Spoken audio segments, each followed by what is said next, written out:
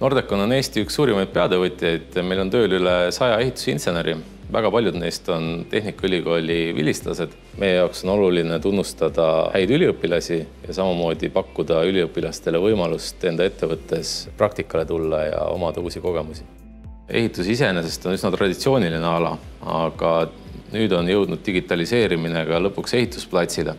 Näiteks ühel oma objektil kasutame me täna tehisintellekti, mis siis kaardistab sisuliselt, kui palju on iganädalaselt valmis ehitatud ja samamoodi võrdleb siis seda valmis ehitatud projekteerituga ja toob välja seal vead.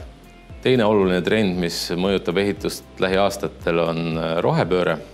Eesti elamufond on suuresti ehitatud 60-ndatel kuni 80-ndatel ja vajab täna renoveerimist. See on väljakutse iseenesest, kuidas nii suur hulk elamufondi kiiresti ära renoveerida ja muuta energiasõbralikuks.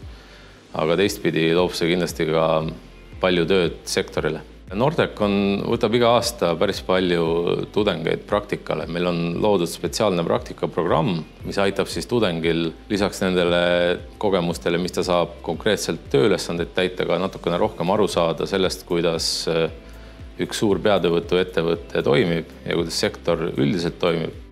Ootame kõiki insenerikutse üliõpilasi, kes näeksid oma tulevikku ehitusjuhtimises. Kandideerijatel me kindlasti võimaldame praktika kohta Nordeconis, kas siis ehitusplatsil või kontoris. See on juba inimese enda huvidest oleneb. Julgustan kõiki seda teekonda ka ise ette võtma ja kandideerima stipendiumitele. See võib alguses tunduda natukene hirmutav, tegelikult on see huvitav teekond, mida ette võtta.